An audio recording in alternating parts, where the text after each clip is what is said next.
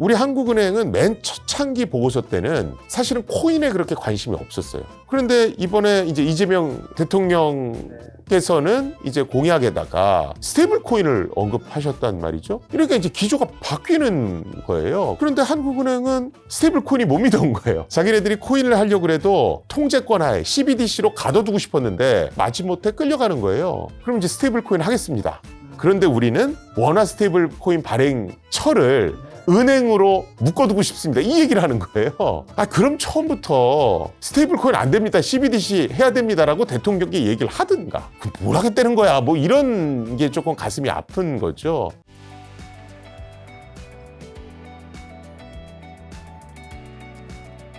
그럼 혹시나 모든 비트코인 채굴이 완료되는 게 제가 알고 2140년 정도로 알고 있는데 모든 비트코인 채굴되고 나면 비트코인 가격은 어떻게 되는 건가요, 진짜? 그러니까 많은 분들이 일단 얘기하시는 게 이제 커뮤니티 기반으로 운영되는 게 그렇게 쉽진 않아요.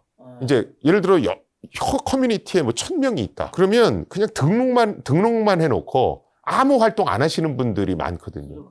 근데 이게 잘 되려면 커뮤니티에 1000명이 있으면 1000명이 막 의견을 활발하게 개진하고 업그레이드 할 때도 내가 잘하는 부분이 있으면 적극적으로 참여하고 이런 자원봉사 같은 개념이 좀 있어야 돼요. 바로 그것 때문에 모든 블록체인 기반의 탈중앙화된 코인들은 어떻게 하면 커뮤니티가 자발적으로 활성화될 수 있게 할까? 이게 고민이에요. 그래서 항상 인센티브 시스템을 어떻게 설계할까? 이거를 고민합니다. 그 인센티브 시스템을 우리가 채굴 이렇게 부르는 거예요. 열심히 활동을 잘하는 사람들은 코인으로 인센티브를 주는 거거든요. 지금 말씀하시는 거는 초반 4년에는 코인을 50개씩 인센티브로 줬고 그다음에 4년이 지나니까 절반 떨어져 25개 뭐 이런 식으로 떨어지는 거죠. 2140년이 되면 마지막 하나까지 인센티브로 다 지급을 하게 되고 그럼 더 이상 인센티브로 지급할 게 없어지는 거예요. 그럼 많은 사람들이 우려하는 것이 가격이 아니고요. 그럼 커뮤니티가 활성화되지 않을 거 아니야. 커뮤니티가 활성화되지 않으면 운영이 부실해질 거고 그러면 이거 0으로 폭락하는 거 아니야? 이걸 걱정하시는 거예요. 그리고 실제로 시뮬레이션 해봤더니 그런 위험성이 있다라는 논문도 있어요.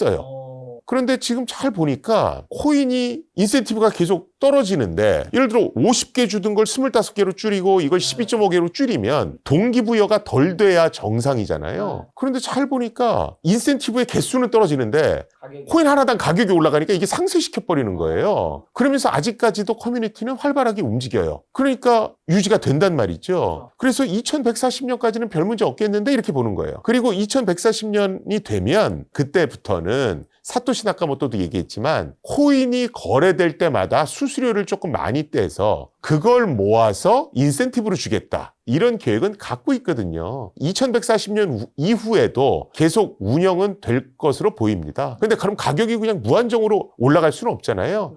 그런 것들, 그러니까 가격의 상승폭은 조금 둔화되겠지만 이게 뭐 그냥 활동이 완전히 중단돼서 이제 빵원이 될 거다, 쓰레기가 될 거다. 이렇게는 저는 생각도 전 블록체인 전문가분이 출연하신 꼭 그 얘기 한 번 더 물어보고 싶었는데 이게 2100만 개였나요? 다 채굴되고 나면 짜잔 하면서 여러분 모든 걸 클리어하셨으면 다음 코인이 이제 이럴 가능성은 없는 거죠. 이게 뭐 시뮬레이션 보고서도 있고 뭐 여러 가지가 있는데 지금까지는 전문가들이 여태까지의 흐름을 보니까 커뮤니티가 완전히 해체된다. 뭐 이런 건 걱정 안 해도 될 것 같다. 자, 그러면 지금 트럼프 때문에 사실은 비트코인이나 코인 관련된 자산 시장도 크게 움직인 것도 있는데 실제로 트럼프가 말한 비트코인 전략적 비축 자산 요거 지금 어디까지 진행이 된 거죠? 뭔가 스테이블코인 이런 것들 얘기 많이 됐지만 전략적 비축 자산 비트코인 이거는 뭔가 딱 눈에 보이는 거 없는 것 같고 그게 이제 옳은 게 그거였죠. 그러니까 비트코인도 전략적 비축 자산의 하나로서 대우하겠다. 그럼 이제 사람들이 생각하는 게 그럼 비트코인을 사들이겠구나. 그럼 올라가겠는데 이제 이걸 생각한 거죠. 그런데 이제 트럼프 대통령은 여태까지 미국이 압수한 비트코인이 있거든요. 그걸 안 팔고 우리가 비축자산 개념에서 갖고 있겠다라고 얘기한 거예요. 그러니까 추가 구매는 없나 보네. 지금 현재 그럼 상황은 추가 구매는 없고 그거를 비축자산에 보고하겠다로 결론 내면 되는 건가요? 결론이 아니고 일단은 그렇게 된 상태인데 일단은 이분이 이제 말을 자주 바꾸시죠. 자주 바꾸시니까 또 이제 어떻게 될지는 모르겠고 근데 스테이블 코인이 보니까 말뿐인 게 아니고 법을 만들었단 말이죠. 그것도 발행을 IT 기업도 할 수 있게끔 문을 열었거든요. 그러면 비트코인도 조금 과거에 했던 발언을 바꾸지 않을까? 이런 기대감은 조금 있는 것 같습니다. 어떻게 그게 귀결될지는 모르겠습니다. 그럼 미국이 만약에 비트코인 전략적 비축 자산 편입 전략 뭐 좀 더 적극적인 것들이 성공할 경우에 중국이나 러시아 등 반미 진영의 디지털 전략 전략은 어떻게 좀 펼쳐나갈까요? 아까 말씀드렸지만 중국과 러시아는 기본적으로 CBDC는 간다예요.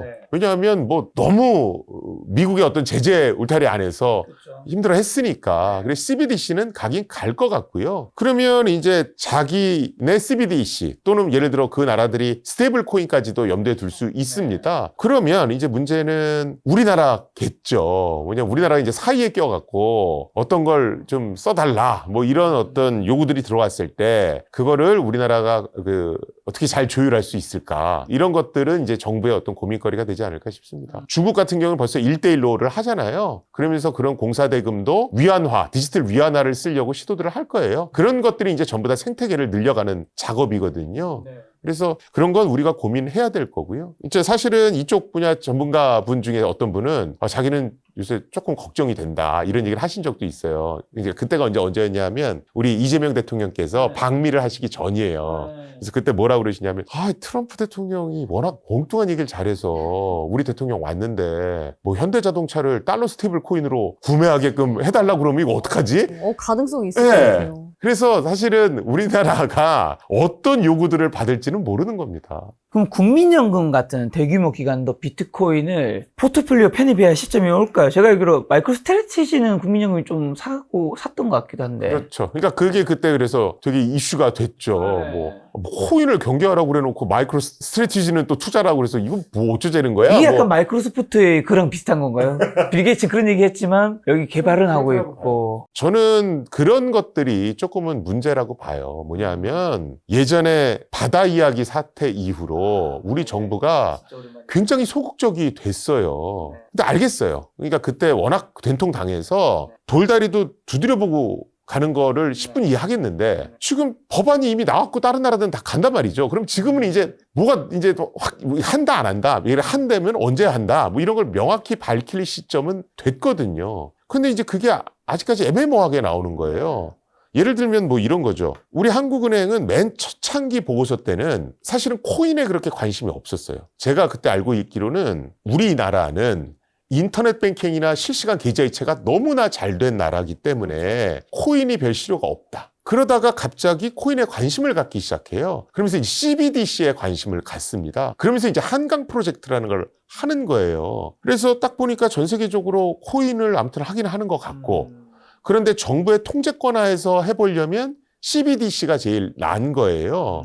그리고 이거는 B2C 모델이 아니라 B2P 모델이니까 CBDC를 은행과 은행 간에 거래하는데 쓰게끔 활용처를 이렇게 묶어놓을 수가 있거든요. 그럼 이제 통제가 가능하단 말이에요. 그러면서 여러 가지 실험도 해볼 수가 있고 그래서 분명히 한강 프로젝트 CBDC 했단 말이죠. 그리고 한강 프로젝트 2차가 가야 되는 시점에서 정권이 교체됐단 말이에요. 그런데 이번에 이제 이재명 대통령께서는 이제 공약에다가 스테이블 코인을 언급하셨단 말이죠. 이러니까 이제 기조가 바뀌는 거예요. 그러면서 이제 갑자기 스테이블 코인, 원화 스테이블 코인 얘기가 막 나오는 거죠. 그런데 한국은행은 스테이블 코인이 못 믿어온 거예요. 자기네들이 코인을 하려고 그래도 통제권 하에 CBDC로 가둬두고 싶었는데 공약에 스테이블 코인이 들어가서 마지못해 끌려가는 거예요. 그러면서 말은 또 어떻게 하냐 하면 그럼 이제 스테이블 코인 하겠습니다.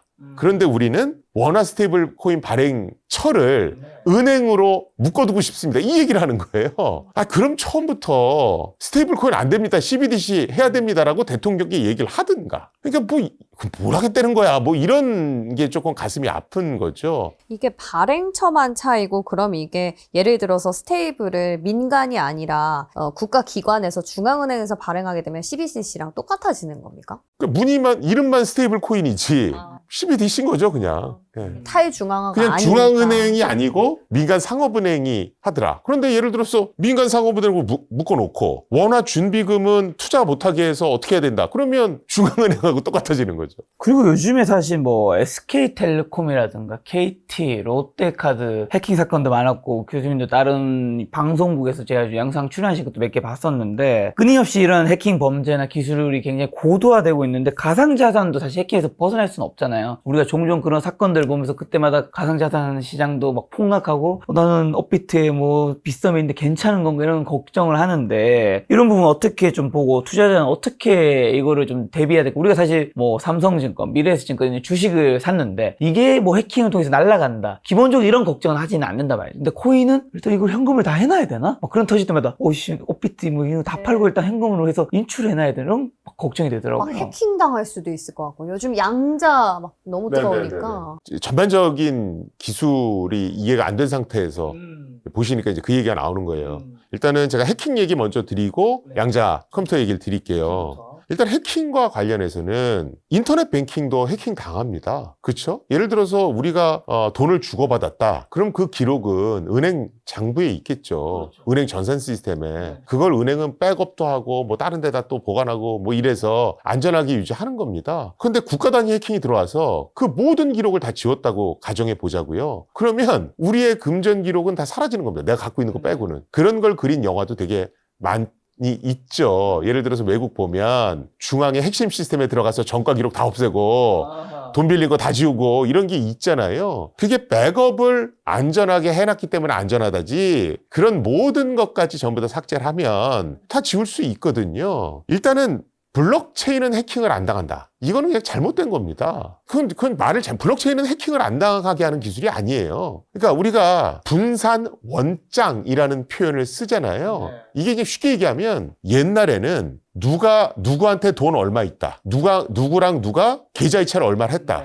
이런 돈과 관련한 기록을 은행의 중앙 서버에다 보관해 놓은 겁니다. 그런데 블록체인 기술을 이용하면 이 금전 기록이 코인을 쓰는 모든 이용자들의 하드디스크에 보관이 돼요. 그러면 비트코인 전 세계 이용자가 2억 명이에요. 그럼 2억 명 PC에 금전 기록이 다 들어가 있는 거예요. 만약에 내가 금전 기록을 삭제하거나 변경하려면 2억 명의 PC를 동시에 다 해킹해야 되니까 중앙 집중형보다 안전합니다. 이 얘기가 나오는 거고요. 확률이 훨씬 그렇죠. 그 다음에 안전하죠. 이 2억 명이 전 세계에 퍼져 있기 때문에 특정 나라에서 전쟁이 나도 금전 기록은 안 사라집니다. 그래서 지정학적 리스크에서 자유롭습니다. 이 얘기를 하는 겁니다. 좀 전에 그러면 해킹이 안전한 거 아니에요? 이 말씀을 하셨잖아요. 자, 이거는 금전 기록이 안전하게 보관된다는 얘기고 예를 들어서 제가 김 작가님께 비트코인 1개를 넘겨드리려고 그래요. 평생 찾아뵙겠습니다. 김 작가님한테로 비트코인 1개를 이체시키겠다. 자, 그러면 우리 은행에서 뱅킹 계좌이체하는 거하고 똑같아요. 실제 내가 비트코인 같은 거 쓰려고 그래도 공인인증서 비스무리한 걸 내려받아야 되거든요. 그래서 PC 보면 공인인증서 비스무리한 게 다 설치돼 있어요. 그러면 내가 비트코인 1개를 김 작가님 계좌로 이체한다. 그 내용에다가 전자서명을 합니다. 공인인증서 가지고. 그러면 그 기록이 블록체인을 통해서 모든 이용자들 하드디스크에 남는 거예요. 그런데 해커가 제 컴퓨터에 들어와서 제 공인인증서를 해킹해왔어요. 그래서 김승주가 해커 계좌로 비트코인 1개를 이체합니다. 이 명령을 내렸단 말이죠. 그럼 전 세계 모든 사람 PC에 김승주 계좌에서 비트코인 1개가 해커 누구누구 계좌로 이동. 이 기록은 모든 사람 PC에 다 남아요. 이걸 되돌릴 수는 없어요. 근데 나는 해킹당해서 돈을 잃어버렸죠. 그렇죠. 이거는 블록체인이 막아줄 수 있는 게 아닌 거예요. 자기 개인 PC 해킹당하는 걸 어떻게 막아요? 이걸 사람들은 비트코인을 해킹했다. 이렇게 얘기하는 거죠. 그럼 그게 궁금한 게 거래소가 털렸다라는 거냐. 그리고 거래소가 털렸을 때 개인이 그 거래소에 내가 만약 코인이 있어요. 그게 같이 털리면 이걸 보상받을 수 있는 건지. 제가 이 얘기를 또 하면 많은 분들이 교수님이요. 비트코인이나 이런 코인을 하면 반드시 공인인증서 비슷한 거 내려받는다고 얘기하셨는데 저는 어느 거래소 쓰는데 그런 거 받은 적 없는데 저 아이디하고 비번만 갖고 있는데요. 그래서 이렇게 보여주세요, 또 그거를. 그럼 왜 그러냐 하면, 거래소는 여러 이용자들이 오시거든요. 그래서 공인인증서가 어떻고, 전자지갑이 어떻고 저쩌고 하면 그걸 못 알아들으세요. 그래서 돈은 다 거래소가 그냥 갖고 있는 거예요, 일단. 그리고 아이디 비번만 그분한테 준 상태에서 내가 뭐 누구한테 사고 팔았다 이러잖아요. 그럼 거래소 내부의 장부에만 기록돼 있는 거예요. 그런 상태에서 거래소가 해킹을 당해서 보유하고 있는 코인이 해커 계좌로 옮겼다. 그럼 장부에는 남아있는데 남아있는 돈은 없잖아요. 어떻게 돼요? 그러니까 문제가 생기는 거죠. 거래소는 돈을 지급해야 되는데 지급할 돈이 없잖아요. 그러니까 파산하는 거예요. 그래서 얘기가 돈을 크게 거래하시는 분들은 그 돈을 거래소에 맡겨두지 마시고 반드시 개인의 전자지갑을 개설하십시오. 그래서 거래소에 있는 코인을 내 개인 계좌로 이동해야 되는 거예요. 그렇죠? 그러면 거기에서 나는 공인인증서 같은 거 발급받거든요. 그건 내가 안전하게 관리하면 되죠. 그건 이제 문제는 이제 아이디 비번을 까먹는 사태가 있는. 그걸 까먹을까봐 또 복구하기 위한 여러 가지 것들이 있어요. 그래서 코인 거래를 크게 하시는 분들은 좀 도움을 받으셔서 개인 소유의 전자지갑하고 공인인증서 만드시고 그쪽으로 어느 정도 코인은 이체를 시켜놓으셔야 돼요. 거기에 있는 개인 지갑에 있는 게 거래소에 있는 것보다 안전한 건가요? 거래소가, 그러니까 그거는 개인이 선택할 문제인 그러니까 거죠. 통상적으로. 많은 분들이 거래소가 안전할 거다 이렇게 얘기를 하시는 이유는 거기 전문가들이 많아서 그래요. 근데 반대 입장에서 보면 거래소에 돈이 많기 때문에 집중 타깃이 되긴 하거든요.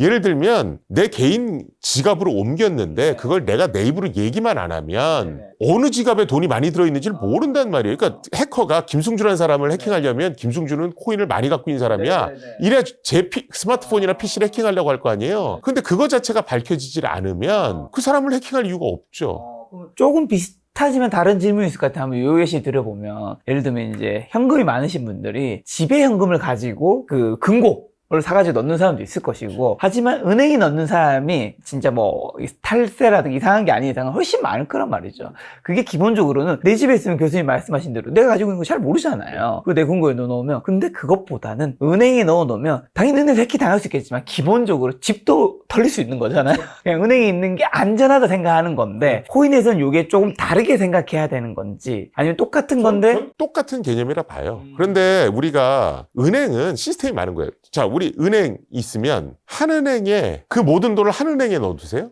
그렇진 않죠. 왜냐하면 예금자 보호 사관이 있으니.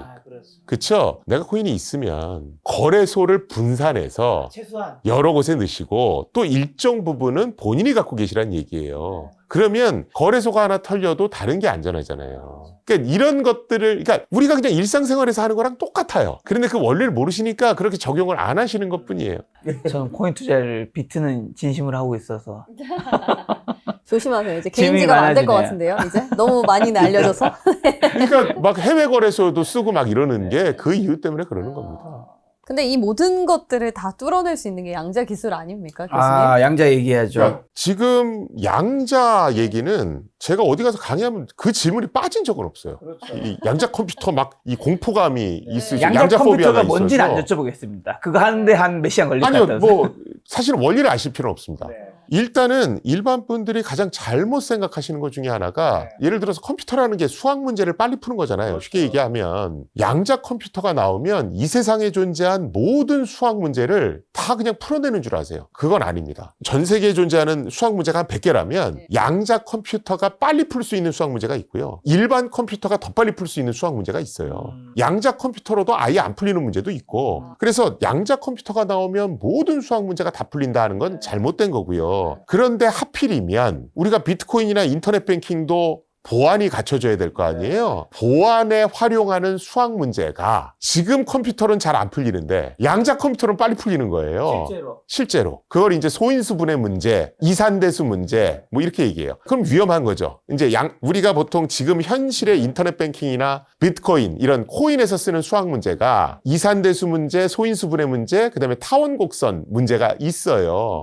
이런 것들은 양자 컴퓨터가 빨리 푸는 거예요. 그러니까 야 이거 양자 컴퓨터 나오면 큰일 나는 거 아니야? 이런 얘기를 하는 겁니다. 그런데 이미 그런 것들은 다 예측하고 있고요. 미국에서는 실제 양자 컴퓨터가 현실적 위협이 되는 걸 2035년으로 보고 있어요. 아무리 빨라도. 10년밖에 안 남았네요.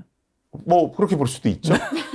얼마 안 남았. 교수님 10년밖에 안 남았어요. 저는 아무리 빨라도 이랬는데 반응이 제가 순간적으로 좀 당황했습니다. 네. 굉장히 빠르게 봤을 때 2035년이다라고 보고 있고요. 2035년을 데드라인으로 맞춰서 지금 현재 보안 체계를 양자 컴퓨터도 못 푸는 수학 문제로 교체하는 그런 작업을 하고 있어요. 그런 걸 우리가 양자 내성 암호 이렇게 얘기합니다. 우리가 포스트 퀀텀 크립토그래피라고 그래서 양자 컴퓨터의 내성을 갖고 있다. 견디는 암호 이렇게 얘기하는 거예요. 이미 표준도 다 만들어졌어요. 그래서 미국은 2035년까지 어디 바꾸고 이 로드맵을 갖고 있습니다. 우리나라도 지금 국가정보원도 하고 있고 국회 과학기술방송통신위원회 과방위에서도 이 양자 내성 암호 전환을 좀 시급하게 보고 있는 것 같아요. 그래서 뭐 최민희 위원장님 얘기를 들으면 이 로드맵을 빨리 만들어서 이런 불안을 좀 없애겠다. 뭐 이런 얘기를 하시더라고요. 그래서 우리나라도 그 계획만 만들어지면 그거에 따라 가면 됩니다. 그리고 우량한 코인들은 이미 그 계획을 반영하려고 계획 중에 있기 때문에 걱정 안 하셔도 됩니다. 단 우량한 코인이 그런 거고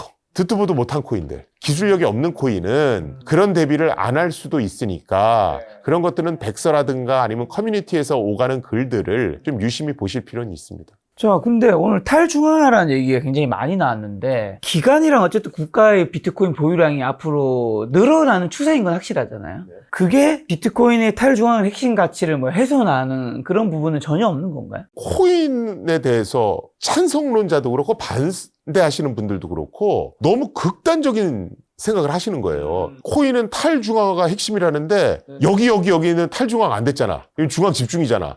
그게 무슨 코인이야? 뭐 이런 거. 저는 모든 게 정반합이 있다라고 보고 있고요. 지금 이더리움도 그렇고 모든 코인들이 모든 것들을 다 탈중앙화 시킬 거야. 이렇게는 생각 안 합니다. 굉장히 중요한 부분, 이 부분을 탈중앙화를 우선적으로 시키고 속도나 이런 문제 때문에 중앙 집중형으로 일정 부분은 가야 된다. 이걸 다 인정을 해요. 그래서 많은 분들이 야, 기관 투자자가 코인을 많이 보유하면 이건 중앙 집중이잖아. 그게 뭐 탈중앙이 맞아? 이렇게 너무 극단적으로 보실 필요는 없다라고 생각해요. 이미 주요 코인들이 어느 정도는 중앙화를 수용해야 된다라고 보고 있는 겁니다. 그래서 지금 일단 될 수 있는 중요한 부분은 탈중앙화로 가고 기술이 확보가 안 된 거. 예를 들어 속도가 너무 느리다든가 이래서 기술이 확보가 안 되는 건 어느 정도 중앙화를 허용하는 거예요. 근데 기술이 발전되면 그런 부분들이 또 개선될 수도 있거든요. 그리고 지금은 뭐 특정 거래처가 코인을 많이 보유하고 있지만 이런 것도 균형을 맞출 수 있게끔 하는 법들이 나올 겁니다. 그래서 조금은 좀 마음을 좀 열어놓으시고 그런 것들을 보셨으면 좋겠다 하는 생각이 있습니다. 자, 그럼 끝으로 암호화폐 투자 시 일반 투자자들이 좀 반드시 공부했으면 하는 것과 코인 투자를 만약에 일반 분들이 한다면 좀 어떻게 했으면 좋겠다. 코인에 관해서 방송에 잘 안 나오는 편인데 나오면 항상 하는 얘기가 주식도 공부해야 되는데 하물며 코인은 얼마나 많이 공부해야 되겠습니까? 그래서 제가 주식만큼 공부 안 하실 거면 코인 투자를 하지 마십시오. 이 얘기를 반드시 드려요. 공부를 안 하시면 전문 용어만 좀만 나와도 뭔가 그럴듯한 것 같아. 이러고 그냥 돈을 넣어버리시거든요. 그래서 기본적인 공부, 용어는 꼭 아실 필요가 있어요. 뭐 머니트렌드 2026도 사실은 그게 깔려 있는 겁니다. 그러니까 최대한 복잡한 용어를 이렇게 개념 위주로 전달해 드리려고 노력을 했거든요. 그래서 모르는 용어가 나와서 무서워하시다거나 뭐 모르는 용어가 나왔다고 이거 믿을만해 그래서 무작정 투자하신다거나 이런 것들을 조금 안 하셨으면 좋겠다 싶어서 이런 책들을 낸 거고요. 이제는 영상도 또 이런 것들이 많이 올라오는 것 같더라고요. 그래서 그런 것들을 좀 보시고 투자하셨으면 좋겠다. 그리고 두 번째는 탈중앙화 이런 것들은 오픈이 핵심입니다. 텔레그램에서 당신만 알려드릴게요. 절대로 믿지 마십시오. 그런 식으로 좋은 코인들은 투자자를 유도하지 않습니다. 근데 공부를 한 측면에서 교수님이 방송 초반과 그다음에 방송 전에도 해주신 말씀 중 하나가 뭐 주식이 대학에 경제학 관련된 교수님들이 돈을 많이 법니까? 이런 얘기 코멘트를 한번 농담처럼 해주셨잖아요. 뭐 공부를 해야 되는 건 맞지만 공부를 한다고 수익이 안 이어지는 부분들이 꽤 많이 있잖아요. 그렇죠. 차라리 예를 들면 뭐 사실 다른 코인들까지 공부하고 하는 게 쉽지 않다면 공부해서 다양한 코인을 사는 사람도 있을 것이고 아니면 이 투탑, 비트코인과 이더리움은 계속 갈 테니까 이거를 그냥 기본적으로 믿고 자기 본업을 하면서 그냥 여기는 꾸준히 그냥 정리시 매수를 하는 방식이 다양하게 있을 텐데 요 후자의 방식은 그래도 괜찮다고 보시나요? 아니면 이것조차 공부를 좀 안 하면 위험하다? 제가 말하는 공부는 연구자 차원 그 정도의 공부는 아니에요. 그러니까 주식을 하시는 분들도 용어는 아신단 말이에요. 유튜브 방송에 저는 주식 투자 전문가가 아니니까 제가 주식 방송을 보면 용어를 솔직히 잘 모르겠어요. 근데 주식 투자 하시는 분들은 그 용어를 아시더라고요. 그러니까 용어를 아실 정도는 공부하셔야 된다는 얘기예요. 그것만 하셔도 굉장히 많이 나아집니다. 자, 교수님과 함께 이제 머니 트렌드 2016 요 책 신간을 가지고 이야기 나누는데요. 요 책 어떤 시청자분들이 좀 보면 어떤 도움을 받을 수 있는지 가볍게 마지막 홍보 한번 하고 가신다면요. 코인과 관련해서는 아예 모르시는 분들도 이해하실 수 있도록 썼고요. 또 코인을 어느 정도 아시는 분들도 트렌드가 이렇게 옮겨가는구나. 시장을 크게 이해해야 되겠구나. 그런 관점에서는 도움을 받으실 수 있다고 봅니다.